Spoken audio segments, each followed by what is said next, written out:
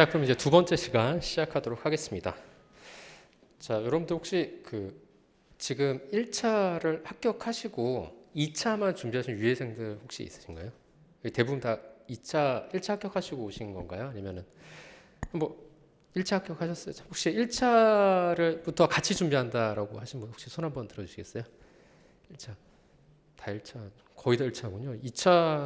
2차만 지금 준비하신다. 저기 끝에 2차만 같이요? 그럼 알겠습니다. 1차 같이 병행하신 분이 좀 많네요. 네, 알겠습니다. 그거 감안해서 제가 말씀드리도록 하겠습니다. 그럼 뭐 민법이라든가 이런 것도 지금 같이 배우시면서 지금 2차 공부 같이 병행하시겠네요. 그러면은 알겠습니다. 올해 내년부터 또 1차도 바뀌잖아요. 그렇죠? 네. 올해까지가 25문제인가? 그랬고 이제 내년부터는 40문제씩 늘어나니까 1차도 이제 만만치 않죠. 사실 올해도 뭐 엄청나게 많은 인원이 떨어졌기 때문에 근데 아마 내년에는 또 문제가 더 늘어나고 하니까 아마 더 어렵지 않을까 싶은데 뭐 1, 2차 같이 준비하신 분들은 아무래도 그러니까 시험이라는 게 항상 누누이 말씀드리지만 수험 기간이 길어질수록 다 손해예요. 본인만. 그러니까 빨리 합격하시고 빨리 나가시는 게 육체적, 정신적, 경제적으로 훨씬 좋은 겁니다. 그래서 자꾸 오래 버티시면은 시험제도 바뀌고 시험제도 바뀐다는 게 뭐냐면 기본적으로 더 어려워진다는 거예요. 기본적으로는. 그렇기 때문에 그런 부분에 있어서 근데 그게 기회가 될 수도 있고 누구한테는 그게 기회가 될 수도 있고 그게 누구한테는 기회가 안 될 수도 있어요. 시험 제도가 바뀐다는 게. 그게 왜 그러냐면 제가 이제 1차에서 2차 공부할 때 시험 제도가 바뀌었어요. 여러분들하고 똑같이. 뭐였냐면 그때는 이제 법전을 주고 제가 시험 보기 전까지는 법전을 주고 시험이 이제 그 4과목만 봤었는데 제가 이제 1차 시험 볼 때 이제 19회 때 1차 시험 봤거든요, 저는. 그러니까 이제 18회 때까지 하고 19회 때가 제도가 완전히 달라요. 그래서 과목이 하나 늘어나고 시험 일수도 늘어나고 그다음에 영어도 대체 시험으로 바뀌고 다 바뀌었거든요. 그래서 이제 예전에 영어가 대체 시험이 아니었어요. 영어를 직접 이제 문제를 풀고서 이렇게 하는 거라서 뭐 영어 점수를 제출하지 않아도 이제 1차 시험 볼 수 있는데 그게 아니라 이제 저 때부터는 이제 1차 점수, 그러니까 영어 점수를 이제 대체로 바뀌어가지고 이렇게 했는데 사실 그때 저 같은 경우에는 어떻게 보면 그게 또 도움이 됐다라고 볼 수는 있어요. 왜냐하면은 그 당시에 이제 제도가 바뀌니까 영어 점수를 많이 못 딴 사람들이 많았어요. 그러니까 이제 그 당시에 이제 고시 공부하시던 분들, 뭐 사법고시 공부하시던 분들이 이제 다 그냥 이런 영어 라이팅 이제 어떻게 문제 푸는 이런 거 익숙하시지 뭐 리스닝 이런 거에는 굉장히 조금 아무래도 조금 감이 좀 떨어졌기 때문에 그런 부분에서 점수를 못 따신 분들이 상당히 많았거든요. 그래서 그런 게 하나 기회가 돼서 18회 때보다는 19회 때 제 1차 시험 볼 때는 응시율이 좀 줄어들었어요. 응시율이 줄었다는 건 경쟁자들이 그만큼 줄었다는 거잖아요. 그렇죠? 그렇기 때문에 그런 게 하나 기회가 될 수 있었던 건데 근데 그게 사실은 기회지만은 또 누구한테는 기회가 안 될 수도 있는 거고요. 그렇죠? 그러니까 저는 합격을 했으니까 기회가 된 거고 합격 못했으면 만약 기회가 안 될 수도 있겠죠. 그렇기 때문에 사실은 이제 그런 것들이 개인마다 다 다를 수는 있어요. 그렇기 때문에 항상 여러분들이 이제 1차, 2차 같이 시작하면 되는 건 아는데요. 일단은 빨리 끝낸다는 생각으로 하셔야 돼요. 물론 이제 누구나 다 그런 생각을 하시기 때문에 굉장히 쉽지는 않습니다. 쉽지는 않기 때문에 그래서 그만큼 제가 2배 이상, 남들보다 2배 이상을 하셔야 합격하실 수도 있다라고 말씀드릴 수 있죠. 지금은 그렇지만은 아마 내년 이제 만약 1차 합격하시고 2차 이제 시험 임박하시면은 그때는 아마 굉장히 이제 스트레스가 극에 달할 겁니다. 그 스트레스라는 게 뭐냐면 압박감이죠, 압박감. 합격에 대한 압박감. 근데 여러분들은 뭐 이제 1차 합격하시고 이제 유예로 보시는 2차가 아니면은 좀 부담은 좀 덜한데 유예생들 같은 경우는 굉장히 그 압박감이 대단해요. 왜냐하면은 유예로 떨어지면은 다시 영어부터 다시 봐야 되잖아요. 대체부터. 그렇기 때문에 처음부터 다시 시작해야 됩니다. 또 그 다시 시작한다는 게 보통 쉬운 일이 아니에요, 여러분들. 진짜로.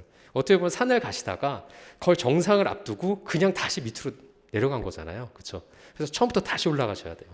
쉬운 일은 아니에요, 굉장히. 그렇기 때문에 여러분들이 이제 시장에 들어오셨으니까 노동시장, 노무사시장에 들어오셨으니까 최대한 빨리 합격하겠다라고 생각을 하시고 남들보다 그냥 뭐 이 기간 동안에 내 친구들 안 만나고 뭐 술 담배 안 하고 아니면 안 놀고 나 공부만 하겠다. 딱 이런 마음가짐으로 하셔야 됩니다. 외부와 단절해서 하겠다. 뭐 이런 마음가짐으로 하셔도 좋아요. 공부에만 진짜 전념하고 난 합격한 다음에 내가 열심히 하겠다. 이런 마음가짐이 가장 중요하다 볼 수 있습니다. 자, 그러면은 교재 우리 이제 8페이지 할 차례죠. 법원 상호 간의 충돌이에요. 법원 상호 간의 충돌이라는 게 뭐냐면 어떤 실정법 간의 충돌이라고 보시면 돼요.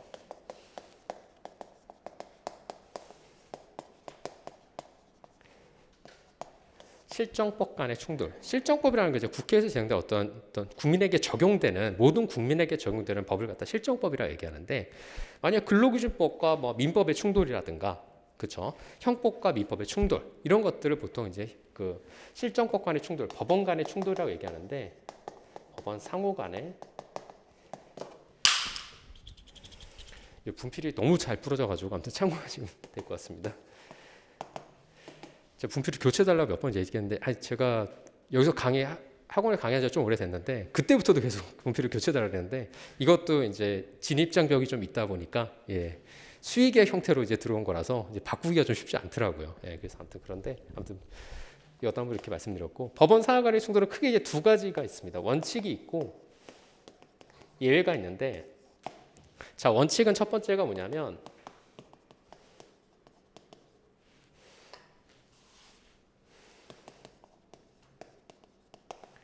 상위 법 사이에 어떤 법이 적용되냐 원칙이 적용되냐면 상위법 우선의 원칙이 적용됩니다. 즉 뭐냐면 상위법 사이 상위법이 뭐냐면 우리나라에서 가장 어떻게 보면 가장 상위에 있는 법률이라고 한다라면 헌법이라 볼 수 있어요. 헌법은 다른 말로 이제 통치법이죠. 통치법 그렇죠. 우리나라를 통치하는 어떤 법률이라고 보시면 되고 헌법보다 바로 밑에 있는 어떤 법 개념이 뭐냐면 법령이에요. 법령. 법률이 아니라 법령. 그러니까 법률, 시행령, 시행규칙이 바로 헌법 바로 밑에 있다고 보시면 됩니다. 그 밑에가 뭐냐면 단체협약이에요. 단체협약. 자, 그 다음에 뭐냐면 취업규칙. 그 다음에 그 밑에가 뭐냐면 근로계약입니다. 자, 그러면은 지금 단체협약, 취업규칙, 근로계약은 다른 말로 뭐라고 그랬죠? 아까 전에? 전 시간에? 노사자치규범이라고 그랬죠. 그렇죠? 노사에게만 적용되는 거예요. 이거는. 법령은 뭐죠? 일반 국민한테 적용되는 거예요. 단체협약의 내용과 법령의 내용 간에 충돌이 있어요. 동일한 내용이 충돌했으면 뭐가 우선적으로 적용된다나? 법령이 적용되는 거예요. 취업규칙과 단체협약에 동일한 내용이 있어요. 충돌되는 내용이 있어요. 그러면은 단체협약의 내용이 우선적으로 적용된다는 거예요. 이게 바로 상위 법 사이에는 상위법 우선의 원칙이 적용된다는 겁니다. 자, 그러면 두 번째. 같은 법 사이, 동의법 사이에, 같은 위치에 있는 사이에서 충돌이 일어날 경우에는 어떤 거를 원칙으로 하느냐라는 것이 문제가 되는데 신법 우선의 원칙이라는 게 있습니다. 신법 우선의 원칙. 그 다음에 특별법 우선의 원칙이 있어요.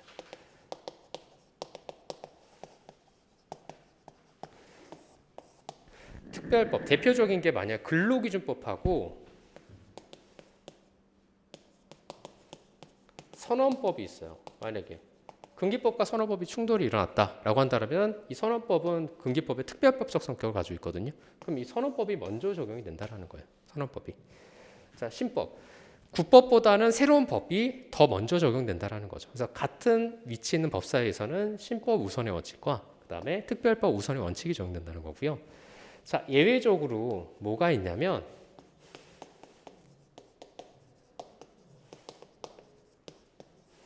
유리조건 우선의 원칙이라는 게 있어요. 이게 뭐냐면 우리나라에는 없는 어떤 원칙이고요. 독일에 요거는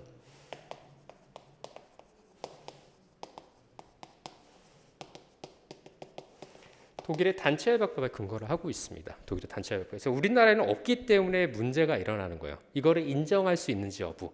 이게 이제 문제가 되는데 이거와 관련해서 30회 때 이제 시험에 이제 기출이 됐었죠. 그래서 여기 보시면 뒤에 이제 취업규칙과 근로계약과 취업규칙과 만약 단체협약 간의 충돌 부분과 관련해서 이제 문경 레저타운 사건이 있는데 그게 이제 30회 때 기출 판례인데요. 이게 뭐냐면 만약에 예를 들어서 취업규칙의 내용과 단체협약의 내용이 있는데 취업규칙에 유리한 단체협약보다 유리한 내용이 있어요. 단체협약보다 유리한 내용이 있어요. 하위법이죠. 하위법. 원칙적으로 상위법 사이는 뭐가 적용이 되죠? 단체협약이 적용돼야 돼요. 그렇죠? 여기 있는 내용이. 자, 근데 여기에 굉장히 유리한 내용이 있어요. 그럼 이 유리한 내용을 먼저 적용할 수 있느냐? 이게 이제 유리 조건 우선의 원칙이라는 거예요. 그런데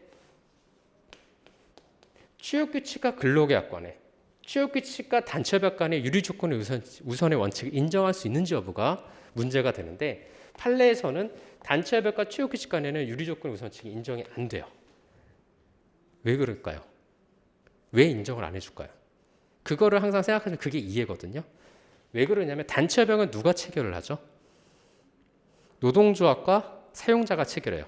뭐에 근거를 해서 체결하는 거죠? 단체 협약이라는 것은 단체 교섭을 통해서 단체 협약이라는 걸 체결하게 돼요. 즉 단체 교섭의 결과물이 바로 단체 협약이 되는 겁니다. 단체 교섭은 어디에 근거하고 있죠? 헌법 제33조 1항에 규정되어 있어요. 우리 헌법 제33조 1항에서는 단결권, 단체 행동권, 단체 교섭권을 규정하고 있어요. 보장하고 있다고 볼 수 있죠. 헌법에 규정하고 있어요.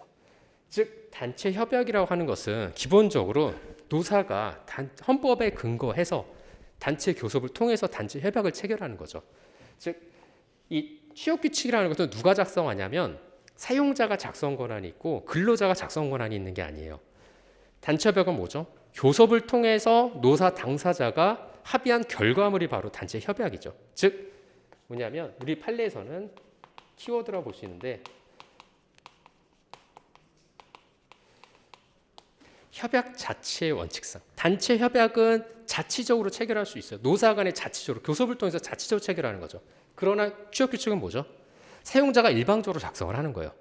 그렇기 때문에 사용자가 일방적으로 작성한다 하더라도 헌법 33조 1항에 근거해서 노사가 자치적으로 근로조건을 결정할 수가 있는 거죠. 이 단체 협약을 하는 것은 취업규칙보다 상위법이기 때문에 유리조건 우선의 원칙이 있다 하더라도 이거를 만약에 적용을 그러니까 만약 예를 들어서 이거를 적용을 만약에 시켜버리게 되면 취업규칙 내용을 적용시켜버리게 되면 어떻게 돼 있어요? 단체 협약이라는 게 의미가 없어져요. 형해화될 수 있다는 거죠. 그러면 사용자가 이걸 악용할 수 있을 거 아니에요. 이런 식으로 유리한 조건을 계속 만들어놔가지고 아니면 다른 조건을 만들어놔서 어떤 조건들을 계속 부셔가는 거예요. 막 사용자가. 그러면 단체 협약이라는 게 의미가 없어져요. 그렇기 때문에 단체 협약이라는 것은 협약 자체 원칙을 굉장히 중시하는 그런 어떤 개념의 하나이기 때문에 결과물이기 때문에 유리 조건 우선의 원칙은 여기서 인정이 안 돼요. 그러니까 단체 협약을 취업규칙보다 불리하게 변경할 수 있고 유리하게 변경할 수 있지만은 취업규칙은 단체 협약을 유리하게 변경하더라도 적용이 안 돼요. 이거는 왜냐하면 협약 자체 원칙 때문에 그렇죠. 그래서 이게 가장 중요한 내용입니다. 요게. 그래서 요거에 관한 내용을 한번 보도록 하죠. 자, 법원 상원이 충돌해서 법원의 적용 원칙, 뭐 상위법 우선의 원칙, 신법, 특별법 우선의 원칙이 있는데, 자 예외 보죠. 예외 유리조건 우선의 원칙. 자 유리조건 우선의 원칙이란 정의가 나와 있어요. 한번 밑줄 한번 볼까요? 자 상위 규범보다 상위 규범 아까 뭐예요? 단체 협약이었죠. 그렇죠? 상위 규범보다 근로자에게 더 유리하면 하위 규범이 우선 적용하여 우선 적용한다는 원칙이에요. 그러니까 취업규칙의 내용이 더 유리한 내용이 있으면 먼저 경험할 수 있다라는 것이 있는데 이게 바로 독일의 단체 협약법에 근거하는 어떤 법 이론인데요. 우리나라에는 이런 이론이 없어요. 이런 법책에 어떤 근거가 없어서 문제가 되는 거죠. 자 그러면은 자 밑에 문제 소재가 있는데 이 답안을 이제 나중에 작성하시게 되면 이 쟁점되는 사항은 2차 답안을 쓸 때 어떻게 이루어지냐면 이렇게 제 교재에 있는 대로 그대로 들어가는데요. 앞작 따서 보통 이제 쟁점이 되는 사항은 법학에서 쟁점이 되는 사항은 문학판검으로 들어가요. 즉 뭐냐면 문제 소재, 학설, 판례, 검토 이런 식으로 씁니다. 판례를 쓰고 보통 검토는 이 판례 입장으로 가요. 보통 그래야지만 이제 답이 나옵니다. 왜냐하면 모든 문제는 판례를 위주로 이제 근거해서 문제가 출제가 되기 때문에 이 판례가 배치되는 입장으로 나가게 되면은 답이 다르게 나가게 됩니다. 그래서 판례 입장으로 가시면 되고 학설은 당연히 판례 학설로 따라가시면 돼요. 판례 입장으로 따라가시면 돼요. 그래서 학설은 뭐 다수설이 있고 판례 입장이 있는데 판례 입장으로 검토를 작성하시면 돼요. 그래서 이렇게 문학 판검 줄여서 이렇게 얘기하는데 문제 소재, 학설, 판례, 검토.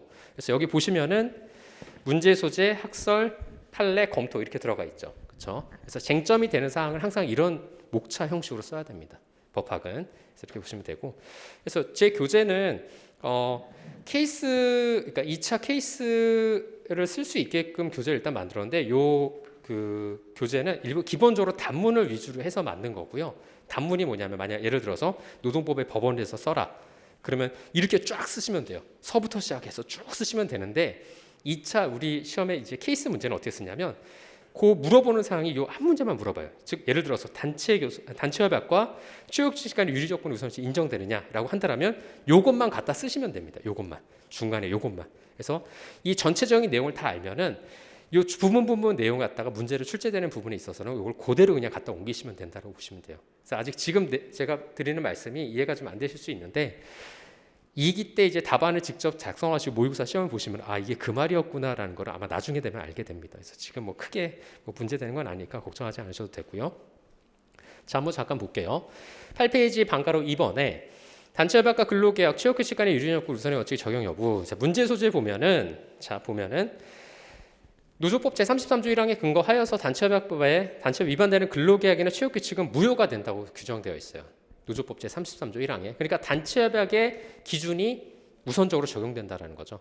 왜냐하면 상위법이잖아요. 그렇죠? 취업규칙과 근로계약보다 상위법이니까.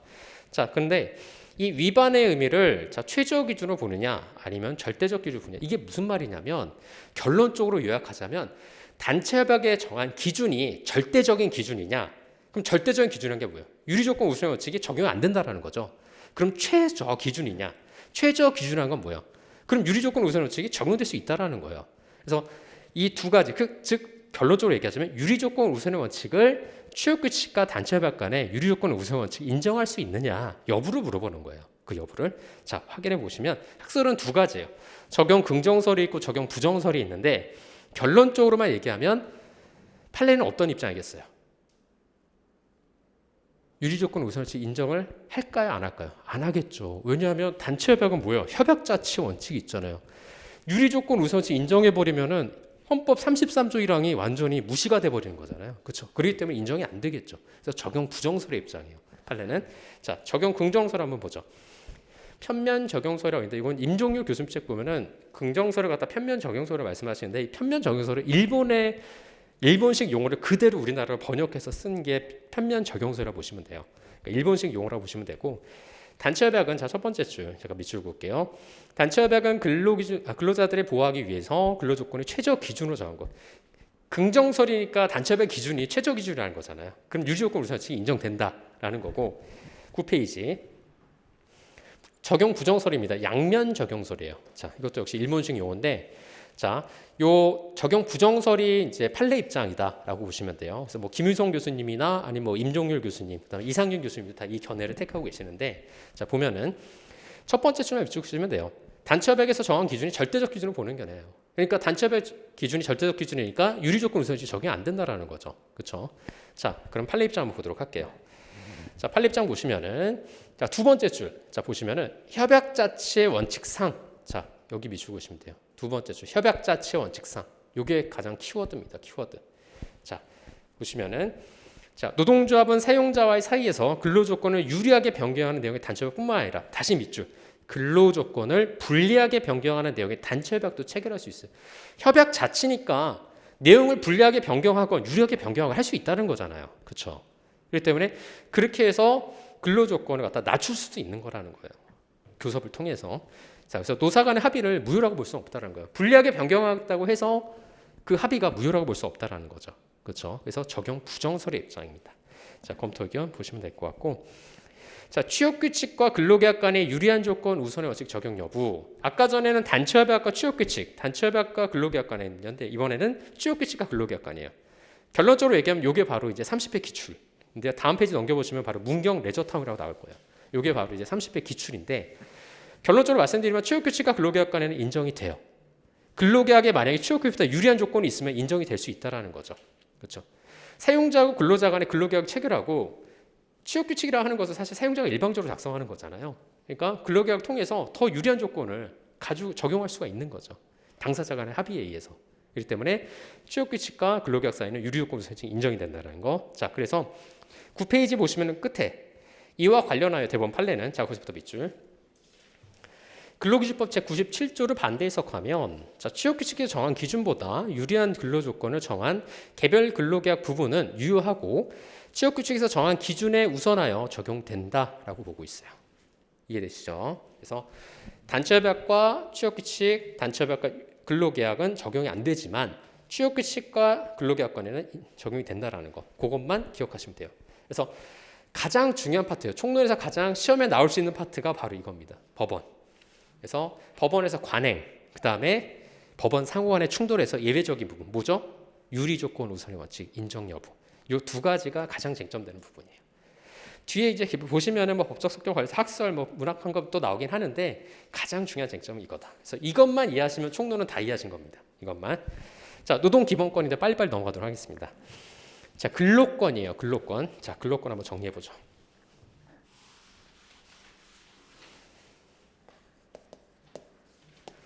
자, 근로권인데 여기 보면 노동 기본권 중에서 첫 번째로 나누는 게 근로권이에요. 이 근로권에 대해서 이제 근로자에 대해서 헌법에서 보장하는 기본권이라고 보시면 됩니다.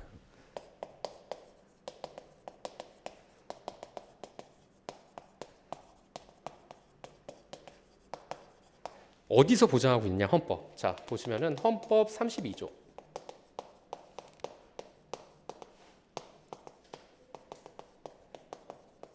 근데 헌법 32조는 이제 근로의 권리에 관한 부분인데 헌법 보통은 헌법 33조 모두 총칭하는 개념이라고 봐요. 즉 뭐냐면 근로의 권리란 근로권이란 헌법 32조와 33조를 다 총칭하는 개념을 보통 근로권이다라고 보시면 되고요. 자, 요거에 대응하는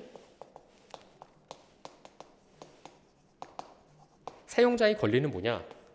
헌법 제23조 제1항 뭐냐면 재산권 보장에 관한 부분이에요. 32조 33조에 대응하는 사용자의 권리는 23조 1항에 있는 재산권 보장에 관한 부분이라는 거예요. 대응하는 권리. 그래서 이렇게 보시면 되고요. 자, 그 다음에 요거 관련해서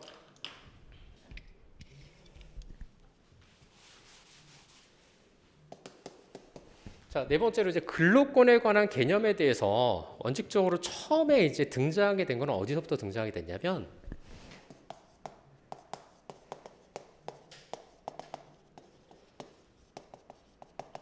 바이마르 헌법에서 처음 등장하게 됐어요. 근로권에 관한 부분은 바이마르 헌법에서. 근데 이제 보시면 알겠지만은 다음 페이지 놓으면은 이제 근로 3권이라는 부분이 나오는데요. 이 근로 3권에 관해서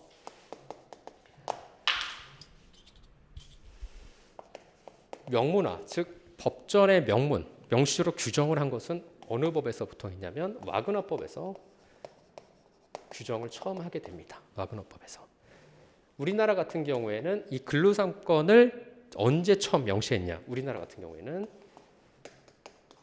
재헌헌법에서 재헌헌법 언제죠? 1948년이죠. 근로 3권을 명시하게 됩니다. 근로 3권을. 그래서 이렇게 보시면 되고요. 이게 바로 이제 근로권에 관한 기본적인 내용이고요. 32조를 보시면은 여러분들 법전을 가지고 계신 분들이 없어서 오늘은 뭐 법전을 있으신 분들은 보시면 되고 없으신 분들은 서에서 첫 번째 줄이 32조 1항의 내용이거든요. 거기를 한번 잠깐 볼게요. 법전 있으신 분들 법전을 보시기 바랍니다. 없으신 분들은 자 11페이지의 첫 번째 줄, 서의 첫 번째 줄인데 헌법 32조 1항에서는 거기 뭐라고 돼 있죠? 모든 국민은 근로의 권리를 가진다라고 돼 있죠. 그렇죠? 그래서 근로권의 주체는 국민이에요. 국민.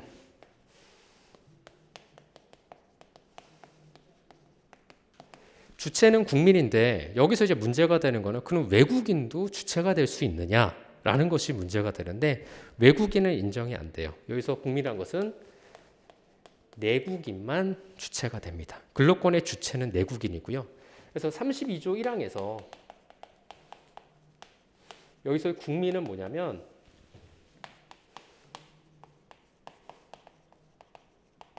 노동의 능력과 의사를 가진 국민을 말해요. 그러니까 지금 뭐냐면 내가 노동의 능력도 없고 의사도 없으면은 근로권을 보장받을 수가 없다라는 거죠. 그렇죠? 그렇기 때문에 이제 지금은 돌아가셨는데 이제 보통 이제 이 노동 기본권에 관한 이 총론 부분 보통 헌법적인 내용이 좀 많이 나와요.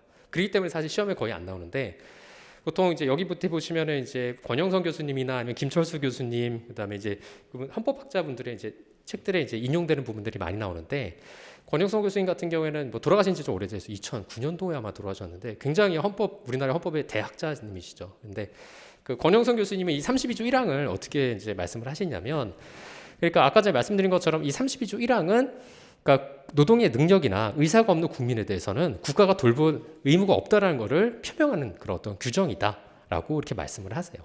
그렇게 말씀을 하십니다. 그래서 그런 내용을 담고 있다라고 보시면 되고요. 그래서 가장 중요한 거는 국민이 주체가 되고 외국인은 포함이 안 된다라는 거. 그래서 이 국민은 노동의 능력과 의사를 가진 국민만을 얘기한다. 그래서 의사가 없으면은 국가는 돌볼 의무가 없다라는 걸 표명한 것이다라고 보시면 돼요. 자, 그럼 교재 보시면 뭐 근로권의 법적 성격에서 뭐 자유권서, 생존권서 있는데 그냥 이런 것도 한번 보시면 됩니다.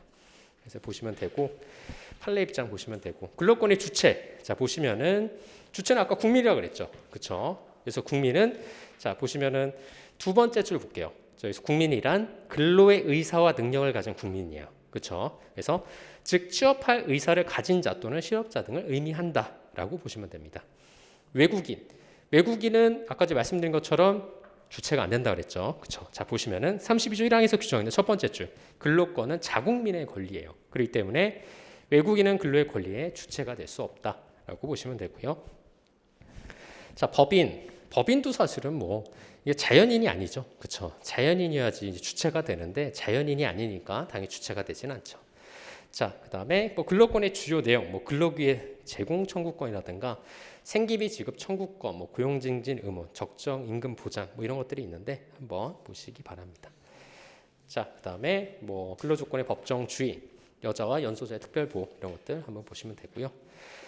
특히 이제 여자와 연소자의 보호, 특히 이제 신체적으로 조금 연약한 분들을 보호하기 위해서 특별하게 보호를 하고 있죠. 그래서 헌법 32조 4항이라든가 헌법 32조 5항에서는 여성과 연소자의 근로를 특별히 보호하고 있다라고 보시면 되고, 그거를 구체한 법률들이 뭐가 되는 거죠? 남녀고평법이라든가 아니면 근로기준법에서 여성과 소년의 장, 그렇죠? 그런 것들이 바로 이게 헌법 32조 4항과 32조 5항 같은 구체한 법률이라고 보시면 됩니다. 자, 근로 3권인데요. 자, 근로 3권 보시면은 아까 전에 말씀드린 것처럼 명문화된 거는 와그너법에서 명문화가 됐어요. 그렇죠? 그러나 우리나라 같은 경우에는 이제 재헌 헌법 1948년도에 이제 처음으로 이제 명시가 됐고요. 그래서 근로 3권의 정의를 한번 잠깐 보면은 첫 번째 줄 의의 보면은 자, 근로자들이 근로 조건 향상을 위해서 자주적으로 단결하고 교섭하며 단체 행동을 할 수 있는 단결권, 단체 교섭권, 단체 행동권을 총칭하는 개념이라는 거죠. 즉 근로 3권, 노동 3권이라 하는 것은 단결권, 단체 행동권, 단체 교섭권을 의미한다라는 거. 근데 여기서 보시면 알겠지만은 자, 이게 바로 이제 33조 1항의 내용인데 첫 번째 줄에 근로자들이 근로 조건의 향상을 위해서요. 그러니까 근로 조건의 향상을 위하지 않는다라는 뭐죠? 근로 3권을 보장받을 수가 없다라는 거예요. 이게 바로 뭐냐면 근로 3권의 한계예요, 한계. 우리 뒤에 총론 부분의 마지막에 근로 3권의 한계 부분이 나오는데 근로 3권은 무제한적으로 절대적인 권리가 아니에요. 즉 뭐냐면 근로 조건의 향상을 위해서만 근로 3권이 보장이 되는 거지 근로 조건 향상이 아니면 보장이 안 된다라는 거죠. 이게 바로 내재적인 한계라고 보시면 돼요. 근로 3권에 법에서 명시적으로 규정을 하고 있는 거죠. 자, 취지를 보시면 취지는 두 번째 줄 끝에부터 보시면 됩니다. 자, 이 근로 3권이나 하는 것은 뭐냐면 사용자와 실질적인 대등성을 확보하여 노사자치주의 실현을 취지로 하고 있다라고 볼 수 있는 거죠. 이 노사자치주의 실현을 취지로 해서 나온 결과물이 뭐였었죠? 아까 전에 단체 협약이었잖아요. 단체 교섭을 통해서 단체 협약을 체결하게 되는 거죠. 그렇죠? 자, 근로상권의 법적 성격, 그래서 뭐 학설, 뭐 자유건설, 생존건설 있고 혼합건설 있는데 이런 거에 매몰되시면 안 된다는 거예요. 이런 거는 그냥 그런 게 있구나라고 그냥 이해하시고 넘어가시면 되고 이해 못 하셔도 돼요. 이거는 이해 못 하셔도 되니까 전혀 부담 가질 필요 없습니다. 그래서 뭐 생존건설이 어떻고 뭐 자유건설이 어떻고 그런 거는 중요하지 않습니다. 자, 17페이지 근로 3권의 주체 부분 보시면은 근로 3권의 주체는 당연히 근로자죠. 근로자. 노동조합도 주체가 돼요. 여기서 보면 노동조합이라고 해서 근로자의 단결체가 바로 노동조합이죠. 근데 제가 아까 전에 첫 번째 시간에 말씀드렸지만은 근로 3권의 행사 주체는 누가 되냐면 단결권은 우리가 보시면은 근로 3권 중에서 단결권, 단체 행동권, 단체 교섭권이 있죠. 행사 주체 부분인데 노동조합이나 근로자 다 주체가 돼요. 여기 나와 있는 것처럼 주체가 되는 행사 주체는 다르다 그랬어요. 그렇죠? 단체 행동권과 단체 교섭권은 누가 행사하느냐? 노조에서 행사하는 거죠. 근로자가 행사하는 게 아니에요. 그렇죠? 그러나 단결권은 누가 행사하죠? 근로자가 행사를 하는 거예요. 그러니까 행사 주체는 조금 다릅니다. 행사 주체. 자, 여기 보시면 어디 나와 있냐면 17페이지에 두 번째 아라비아 숫자 두 번째 근로자의 단결체에서 밑에서 두 번째 줄 올라와 보세요. 자, 거기 보시면은 거기서 밑줄 근로자 개인은 단체 교섭권 및 단체 행동권의 행사 주체가 될 수 없어요. 행사 주체는 누가 되냐면 노동조합이 되는 거죠. 행사 주체는. 그러나 자, 노동조합은 단결권, 단체 교섭권, 단체 행동권의 보유 주체는 물론 행사 주체도 될 수 있다. 일반적으로 단결권의 주체도 될 수 있지만 일반적으로 근로자들이 보통 단결을 하죠. 그렇죠? 이 때문에 구별을 하자면 이렇게 구별하시면 된다라고 보시면 돼요. 구별하자면 자, 사용자가 근로상권의 주체가 될 수 있을까요? 없을까요? 없죠. 이거는 근로조건 향상을 위해서니까 사용자가 본인이 근로조건 향상을 위해서 하나요? 본인은 근로조건을 본인이 결정하는 거잖아요. 그렇죠? 근로자하고 협의해서 결정하는 게 아니잖아요. 그렇게 행사 주체가 되지는 않겠죠. 그렇죠? 보유 주체도 아니고. 자, 근로상권의 내용, 뭐 단결권, 단체 교섭권, 단체 행동권 이런 것들이 있고요. 그래서 한번 내용을 읽어보시면 될 것 같습니다. 자, 근로상권 상호 간의 관계, 뭐 단체 교섭권 중심설, 뭐 어떤 것들이 즉 근로 3권 중에서 어떤 것이 더 중심이 되는 권리이냐, 중액적인 권리이냐인데 우리나라하고 그냥 참고적으로 우리나라하고 일본 같은 경우에는 이런 이제 대립법계 체계를 체크하는 국가에서는 단체 교섭권 중심설이 보통 통설의 입장입니다. 통설이란 건 뭐냐면 학계 교수님들의 전반적인 의견, 그러니까 다수설보다도 더 어떻게 보면 또 전반적인 의견이라 볼 수 있는데요. 그 통설적인 의미가 보통 단체 교섭권 중심설. 그러니까 근로 3권 중에서 단체 교섭권이 가장 중액적인 권리라는 거예요. 가장 중액적인 권리. 그러니까 다른 단체 교섭권 이외에 단결권이나 단체 행동권은 단체 교섭권을 위한 수단적인 권리이다라는 것이 바로 단체 교섭권 중심설의 내용이라 보시면 됩니다. 중심설의 내용. 그거 보시면 될 것 같고요. 자, 근로 3권의 효력 부분, 뭐 대국가적 효력이 있고, 그다음에 대사인적 효력. 대사인적 효력이 뭐냐? 사인이라는 건 이거예요. 한문으로 쓰면은 개인이라는 거죠. 개인인 거죠. 그러니까 제3자적 효력이라고 보시면 됩니다. 제3자적 효력. 그러니까 여기서 보면은 대사인적 효력이라는 것은 제3자적 효력.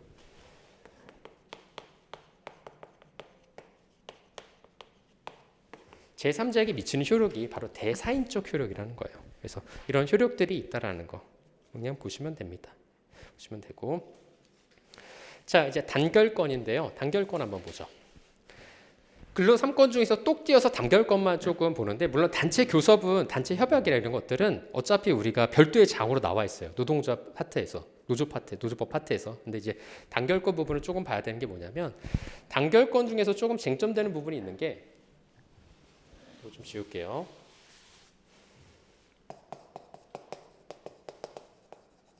여기서 쟁점되는 부분이 뭐가 있냐면 뭐 중요한 건 아닙니다만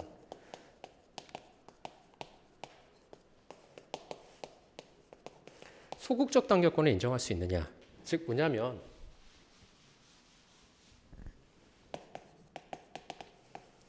이 단결권을 두 가지의 단결권으로 나눌 수가 있는데요. 첫 번째 보시면 이제 적극적 단결권이라는 게 있어요. 내가 노동조합에 가입을 할 어떤 의사를 갖다 적극적 단결권이라고 하고 소극적 단결권이라는 게 뭐냐면 내가 가입하지 않을 권리. 나는 이 노동조합에 가입하지 않은데 가입하지 않을 권리를 갖다가 소극적 단결권이라고 해요. 근데 가입하지 않을 권리를 인정할 수 있느냐 여부가 문제가 되는데 왜 문제가 되냐면 그러니까 공부를 하실 때 항상 아까 전에 말씀드렸잖아요. 이거에 대해서 왜 그럴까? 그게 바로 쟁점이 되는 거예요. 이거를 왜 인정 여부가 왜 문제가 되지? 내가 단결하고 싶지 않은데 이게 왜 문제가 될까? 이유가 있으니까 문제가 되는 거죠. 왜 그러냐면 우리 노조법 80조 제1항 제2호 단서에서는 우리 이제 뒤에 부당노동의 파트에 나오는데요.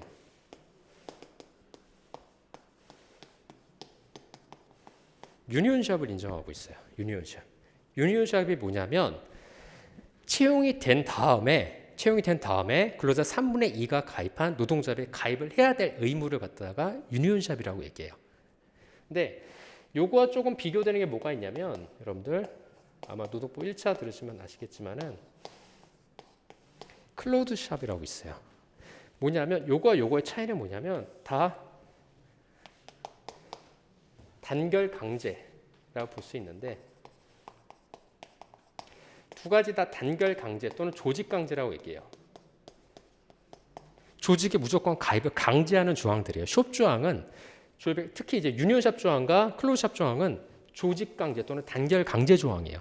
무조건 가입을 해야 되는 거예요. 무조건. 근데 요거와 요거 차이는 뭐냐면 나중에 부당노동할 때 말씀드리겠지만 유니언샵 조항은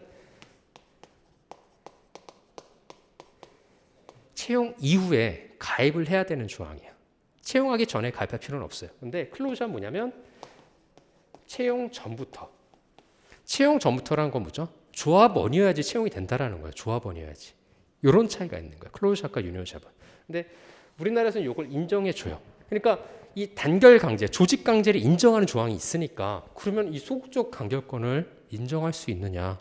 내가 가입하지 않아야 자유를 인정할 수 있는지 여부가 문제가 되는 거죠. 그렇죠? 근데 사실은 판례는 없어요. 판례는 없는데 그래서 이게 그나마 이제 소극적 단결권과 관련해서는 조금 쟁점되는 부분인데 물론 시험에 나올 리는 없겠죠. 나오면은 유니언샵이 나오겠죠. 뒤에 이제 부당노동 행위와 연결돼서 그렇죠. 이제 그렇게 나온다고 보시면 되고요. 그래서 여기서 보시면 알겠지만은 사실 이제 지금 인정 여부 관련해서는 특별한 판례는 없다라는 거. 그래서 그런 것들이 이제 문제가 되고 그래서 이거를 쟁점으로 말씀드린 이유는 나중에 유니언샵 할 때도 이 생각을 항상 하셔야 되는 거예요. 이게 소극적 단결권에서 연결되는 부분이었구나라는 걸 그러니까 기억을 하시라는 의미에서 말씀을 드리는 거니까 보시면 될 것 같습니다. 자 여기 보시면 이제 단결할 권리 이제 보시면은 적극적 단결권이 있죠, 그렇죠? 이제 세 번째 보시면 로마자 목자 세 번째 보면 소극적 단결권과 단결 강제 문제. 그러니까 아까 전에 말씀드린 것처럼 이게 항상 충돌하게 되는 거예요. 소극적 단결권과 유니언샵, 숍 조항이 단결 강제 조항이 충돌하게 될 수밖에 없는 거죠. 법에서는 인정하고 있는데 그럼 소극적 단결권도 인정이 되는 거냐라는 것이 항상 문제가 되는 거죠. 그래서 여기 보시면은 23페이지에 소극적 단결권의 인정 여부와 관련해서는 학설이 이제 두 가지가 나와 있죠. 긍정설과 부정설. 근데 판례는 보통 판례가 아니라 이제 다수설은 교수님 다수설은 보통 이제 부정설의 입장입니다. 부정설의 입장. 그래서 우리나라 같은 경우는 소수설이 보통 이제 긍정설이고요. 근데 독일 같은 경우에는 이제 통설 판례가 보통 이제 소극적 단결권에 대한 긍정설의 입장이에요. 독일 같은 경우에는. 참고적으로 그냥 보시면 됩니다. 그래서 그런 부분 보시면 되고. 자, 단결 강제 인정 여부와 관련해서는 일단 뭐 무효설, 유효설, 이분설, 한정 유효설이 있는데 아무래도 이제 뒤에 보시면 판례 보시면 알겠지만은 우리나라에서 이제 유니언샵 조항을 인정해 줘요. 인정해 주기 때문에 한정 유효설의 입장이라고 보시는 게 다수설과 판례 입장입니다. 한정 유효설이. 그래서 판례 입장 한번 잠깐 볼게요. 대법원 판례 입장과 헌법재판소의 판례 입장이 동일한데요. 그래서 한번 보도록 하겠습니다. 자, 보시면은 문제 소지부터 잠깐 한번 볼까요? 다시 앞쪽으로. 23페이지. 자, 첫 번째 문제 소지 한번 볼게요. 단결 강제, 다른 말로 뭐라고 그랬죠? 조직 강제. 그렇죠? 조직에 반드시 가입해야 되는 어떤 조항이라는 거죠. 그렇죠? 노동조합의 단결력을 높이지 하는 거예요. 왜냐하면 3분의 2가 가입한 유니언샵 조항이 있을 경우에는 노동조합이 유니언샵 조항을 하게 되면은 아무래도 단결력이 강화가 되죠. 무조건 조직에 가입을 해야 되니까. 그렇죠? 그래서 단결력을 강화하기 위해서 보통 이런 조항을 넣고는 있는데 근로자 개인에게는 노동조합을 결성하거나 이에 가입할 자유를 침해한 가능성이 있는 바 따라서 단결 강제 인정 여부가 문제가 된다. 자, 우리 요거 관련된 조항이 노조법 잠깐 보시면은 지금 노조법 시간은 아니지만은 한번 잠깐 볼게요. 노조법 5조를 한번 잠깐 볼게요.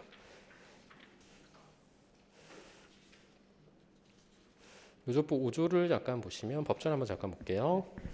거기 여러분들 이제 조문을 보시게 되면 제가 이거 하나 알려드릴게요. 법 공부들을 처음 하시니까 뭐 제 5조 해가지고 여기 보시면 뭐라 되냐 노동조합의 조직 가입이라 돼 있죠. 요 가로로 이렇게 쳐 있는 부분을 뭐라 그러냐면 이걸 표제라고 합니다.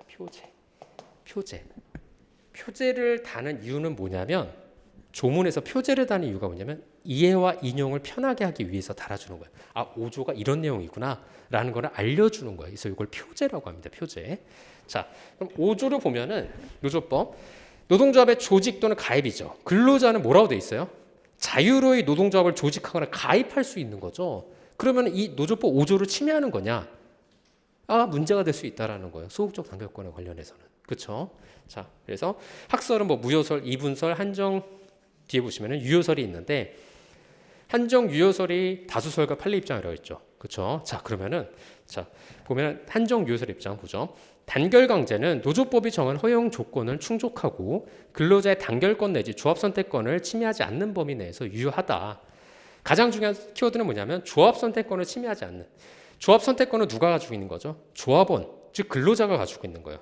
이 근로자의 노조법 제5조의 자유를 침해하지 않는 범위 내에서는 인정된다는 거죠. 그렇죠? 자, 그래서 판례 입장 보면은 첫 번째 줄 밑줄 볼게요. 부일교통 사건에서 복수노조 설립이 금지되던 국법하에서 유니온수업 협정이 체결된 노동조합을 탈퇴하여 조직 대상을 같이 하면서 독립된 단체 교섭권을 가지는 다른 노동조합에 가입하는 경우에도 유니온수업 협정이 적용되어 노동조합의 근로자를 해고하는 것은 정당하다. 즉 유니온수업 협정을 조직 강제를 인정하는 거죠. 인정하는 조. 그러니까 합헌이라는 거예요. 이거에 대해서. 그러니까 헌법재판소는 이제 이게 합헌이라는 내용을 밑에 이제 담고 있는 거라 보시면 되고요. 그래서 유니온수업 조항, 즉 뭐냐면 헌법재판소 입장에서 위에서 세 번째 줄 끝에 보시면은 유니온수업 규정은 근로자의 단결하지 아니할 자유, 뭐죠? 단결하지 아니할 자유가 뭐예요? 소극적 단결권이잖아요. 그러니까 소극적 단결권의 자유를 본질적인 내용을 침해하지 않는다라는 거예요. 그러니까 유니온수업 조항이 뭐다? 합헌이라는 거죠. 합헌. 그렇죠. 인정될 수 있다. 조직강제 조항은 인정될 수 있다는 거예요. 뭐냐면 단서가 있죠. 한정 유효설 입장이니까 뭐죠? 조합원의 조합 선택권의 자유를 침해하지 않는 범위에서만 인정이 될 수 있는 거예요. 이해되시죠? 자, 거기까지. 자, 근로삼권의 제한 부분입니다. 근로삼권 제한 부분. 근로삼권의 제한 부분에서 잠깐 보시면은 크게 좀 정리를 한번 해보죠. 사실 이제 헌법적인 부분이라서 사실 뭐 크게 여러분들이 여기다 의미를 두고 보실 필요는 없어요.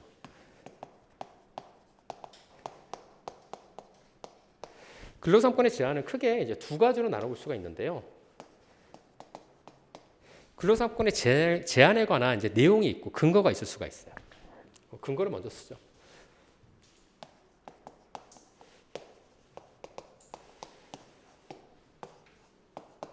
세 가지가 있는데요. 첫 번째,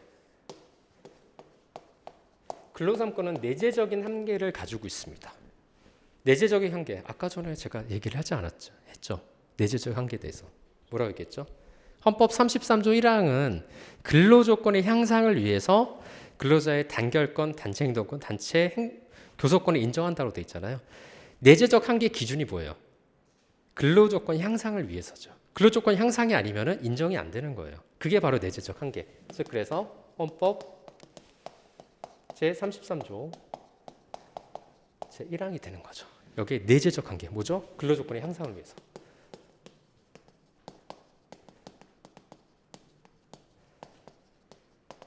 향상을 위해서만 인정이 된다는 거예요. 자, 그다음에 법률 유보 조항들이 있어요. 법률 유보라는 건 뭐냐면 법률로서 기본권을 제한하는 걸 법률 유보라고 얘기하는데 헌법 제37조에 보면은 뭐 비상계엄이라든가 이런 것들이 있어요. 국가의 어떤 안위를 위해서는 국민의 기본권을 제한하는 규정들이 있어요. 헌법 37조 보면. 헌법 37조를 한번 잠깐 볼까요? 없으신 분들은 교재를 보시면 돼요. 25페이지 보면은 거기 두 번째 줄에 보면 자, 첫 번째 줄 보시면 법률로서 국민의 자유와 권리를 제한할 수 있게 하는 일반적 법률 유보조항 37조 2항이라든가 긴급재정 경제 처분 명령이라는 긴급 명령, 뭐 비상계엄과 관련된 이런 것들이 법률 유보 조항들이에요. 그러니까 이런 걸로 법에 정해서 기본권을 제한할 수 있는 규정들이라는 거죠. 그렇죠? 37조 2항을 보시면 될 것 같고 37조 2항 볼까요?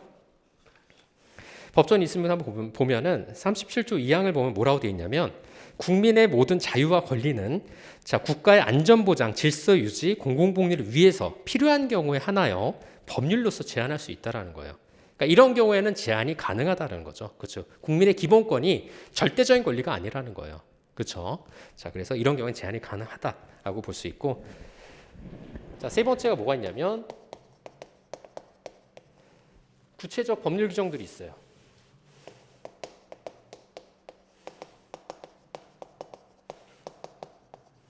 구체적 법률 규정이 뭐가 있냐면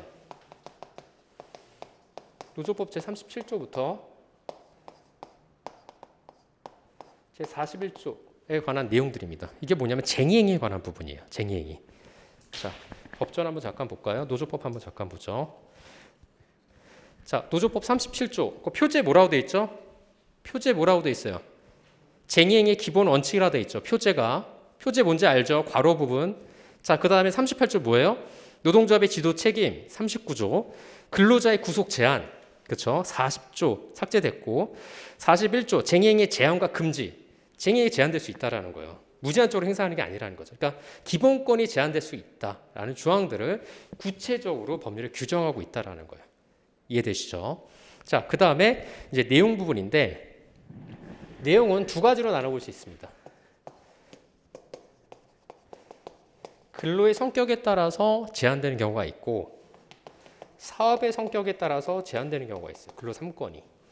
자, 보면은 근로의 성격이 뭐가 있냐면 대표적인 게 공무원이죠.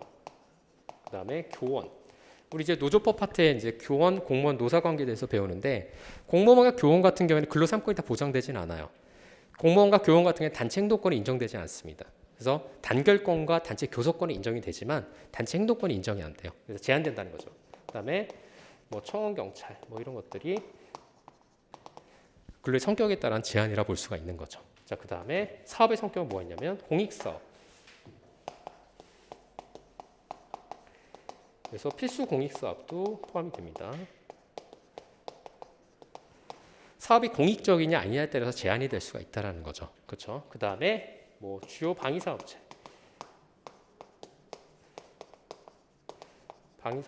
종사자. 종사자는 근로의 성격이니까 방위사업체라고 보시죠. 노조법 41조에 보면 여기 제한이 되고 있는데 노조법 41조 한번 잠깐 볼까요? 41조 2항을 보시면은 2항 41조 노조법 41조 2항입니다. 자, 보시면은 뭐 그 법전 없으신 분들은 어디 보시면 되냐면 교재에서 29페이지 보시면 돼요. 29페이지 거기 주요 방위산업체에 종사하는 근로자의 단체 행동권 제한 부분 있죠. 그거 보시면 됩니다. 41조 2항을 보시면은 방위사업법에 의해서 지정된 주요 방위사업체에 종사하는 근로자 중에 전력, 용수, 그다음에 및 주로 방산물자를 생산하는 업무에 종사하는 자는 쟁의행위를 할 수가 없다고 되어 있죠. 그러니까 제한을 하고 있어요. 법률적으로 기본권을 제한하고 있다는 거죠. 그래서 이런 것들이 이제 구체적인 사업의 성격에 따라서 제한되는 조항들이다라고 보시면 되죠. 그래서 그 내용들이 바로 이 전반적인 내용이다라고 보시면 되고요. 자, 그럼 하나하나씩 확인하고 이번 시간 마치도록 하죠.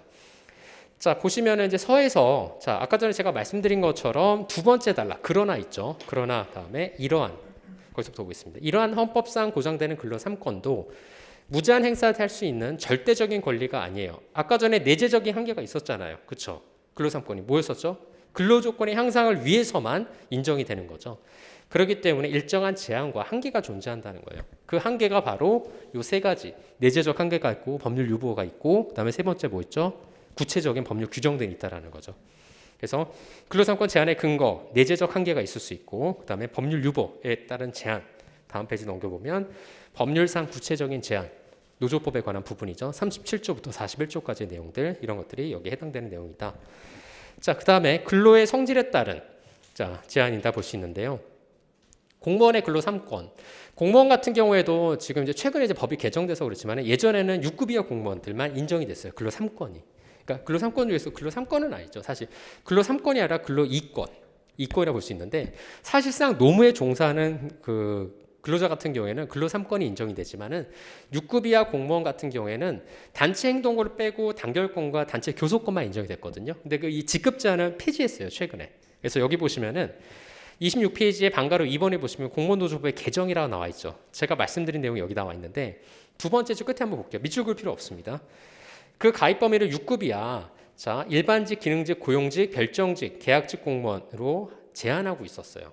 그러니까 공무원 노조에 가입할 수 있는 범위를 갖다가 그렇게 제한을 하고 있어요. 직급별로 제한하고 있었는데 그걸 최근에 폐지를 했습니다. 그래서 직급에 상관없이 5급 이상도 가입할 수가 있다는 거죠. 그래서 여기 보시면 최근 공무원노조법 개정으로 노동조합의 가입 범위에 대해서 직급 제한이 폐지가 됐어요. 그래서 그런 부분들이 있다. 근데 아까 전에 말씀드린 것처럼 위에 보시면 알겠지만은 국가공무원법 또는 지방공무원법, 즉 국가공무원법은 66조고 지방공무원법은 58조인데요. 이 공무원의 근로 3권은 일정한 제한이 있습니다. 왜냐하면 공익성을 띠는 공공의 업무를 하기 때문에 아까 이제 말씀드린 것처럼 자, 단체 교섭권과 단결권만 인정이 되고요. 단체 행동권은 일반적으로 인정이 되지 않습니다. 자, 이렇게 보시면 되고요. 청원 경찰의 단체 행동권 제한 문제라고 되어 있는데 요 아마 판례는 우리가 이제 1기 때 되면은 이론 공부는 안 하고 그때는 판례만 공부합니다. 판례집이 따로 있는데요.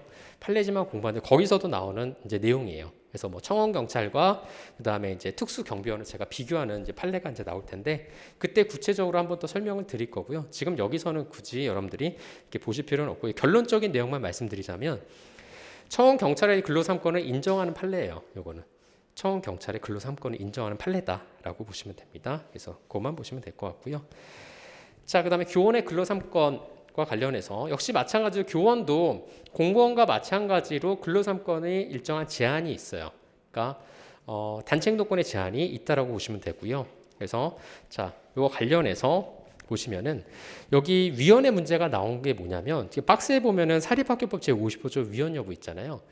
사립학교 교원은 사실 공무원은 아니죠. 공무원은 아닌데 그러면은 공립학교 같은 공무원이니까 제한하는 거는 가능하지만 사립학교 교원은 왜 제한을 하느냐라는 것이 위헌 아니냐라는 것이 문제가 됐던 조항이고요. 근데 헌법재판소에서는 이에 대해서 합헌 판결을 했어요. 사립학교 교원이라 하더라도 어떤 공익성을 띠는 요소들이 굉장히 많죠. 아무래도 교원의 어떤 사업의 특성이라든가 이런 문제들 때문에 합헌이라고 인정한 그 판례이다라고 보실 수 될 것 같고요. 교원노조법의 개정 보시면 될 것 같고 이 교원노조법 개정의 특징이 뭐냐면 여기에도 나와 있는데 세 번째 줄 끝에 보시면은 가입 범위로 중고등학교뿐만 아니라 유치원 교사도 가입 범위에 포함되지만 대학 교원은 가입 범위에 포함되지 않았었어요. 예전에는. 근데 이게 최근에 이제 헌법 불합치 판결이 나와서 법이 개정이 됐습니다. 그래서 대학 교원들도 이제는 이제 교원노조법에 적용을 받아서 노동조합에 가입할 수 있도록 예전에는 유치원 교사도 사실 법률이 없었어요. 그러니까 초중등 교원만이 교원노조법에 가입 범위로 들어가 있었거든요. 그래서 그럼 유치원 교사가 노동법에 그러니까 그 노동조합에 가입할 수 있느냐 이거에 관해서 논란이 있었고, 그러니까 법에 없으니까 자꾸 논란이 생기는데 이런 것들이 자꾸 논란이 생기니까 입법화를 했습니다. 최근에 다 개정을 해가지고 유치원 교사도 가입할 수 있고 초중등 교원, 그다음에 대학 교원들도 다 교원 노조법에 적용을 받아서 가입할 수가 있다. 이렇게 개정이 됐고요. 어차피 이 부분은 우리 노조법 할 때 공무원, 교원, 노사 관계에서 또 할 겁니다. 그래서 그때 구체적으로 할 거기 때문에 뭐 크게 걱정하실 필요 없고요. 시험에는 근데 나오지는 않아요, 사실은. 왜냐하면 판례가 없기 때문에. 판례가 있어야 문제를 만들거든요, 교수님들도. 근데 판례가 없습니다, 여기는. 그래서 크게 문제되지는 않으니까 걱정 안 하셔도 돼요. 자, 29페이지 보면 사업의 성질에 따른 근로상권의 제한. 아까 뭐 있었죠? 주요 방위사업체, 그다음에 공익서 이런 것들이 아무래도 사업의 성질에 따라서 제한이 되는 거죠. 공익적인 성격을 띠고 있기 때문에 그래서 그런 것들이 단체 행동권 일반적으로 제한된다라는 거 보시면 됩니다. 자, 그 다음 페이지 근로상권 제한의 한계 부분 이 내용을 한번 보시면 될 것 같고요. 결론 한번 읽어보시기 바랍니다. 자, 여기까지가 이제 총론 부분이에요. 총론 부분. 자, 이 총론 부분에서 아까 전에 말씀드린 것처럼 가장 중요한 부분이 뭐다? 법원 중에서도 노동 관행의 법원성이 있느냐 여부. 원칙은 인정되지 않지만 예외적으로 인정이 되죠. 뭐였었죠? 규범적 사실로 승인되거나 아무도 이의 제기 없이 사실상의 제도로 확립되는 경우에는 노동 관행의 법원성이 인정이 된다라는 거. 그렇죠? 그거 꼭 기억하시면 되고, 두 번째 중요한 게 뭐였었죠? 유리 조건 우선의 원칙 적용 여부였었죠. 왜 문제가 된다 그랬죠? 우리나라에 명시적 규정이 없기 때문에 그런 거죠. 그래서 독일의 단체협약에 근거하고 있는데 단체협약과 취업규칙, 단체협약과 근로계약 사이에 유리 조건 우선의 원칙이 인정이 되느냐? 판례는 어떤 입장이었죠? 적용 부정설, 즉 양면 적용설의 입장이었죠. 그렇죠? 그래서 키워드는 뭐였다? 협약 자체의 원칙상. 그렇죠. 요거는 나중에 이제 단체협약의 불이익 변경에서 또 나와요. 올해가 사실은 기출문제가 단체협약의 불이익 변경이었잖아요. 그게 2000년도 동부고속 사건인데 저희 교재도 있어요. 그게 이제 시험에 나왔던 건데 이 단체협약 불이익 변경은 뭐 모의고사로도 많이 출제되는 문제이고 중요한 쟁점이기 때문에 요게 이제 유리조건 우선원칙하고도 계속 연결이 됩니다. 왜냐하면 제가 미리 한번 보여드릴게요. 노조법 한번 잠깐 보면은 단체협약 불이익 변경에서 유리조건 우선원칙이 또 나와요. 자, 보시면 어디 보시면 되냐면 단체협약 불이익 변경 부분 볼게요. 단체협약 불이익 변경이 몇 페이지냐?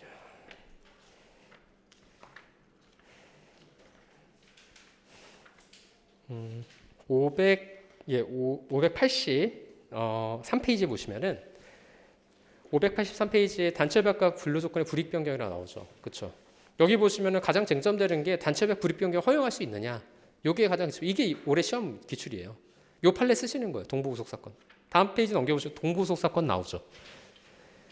요 문제가 나왔으면은 이론을 이렇게 쓰는 거죠. 문학판검 써서 단체협약 불이익변경 허용 여부 해가지고 문학판검 쓰시고 그다음에 이제 사안의 포섭, 사안의 적용 들어가서 사실관계하고 이론 포섭하시고 결론 내시면 되는 거예요. 그러면 이제 문제 완성되는 거고.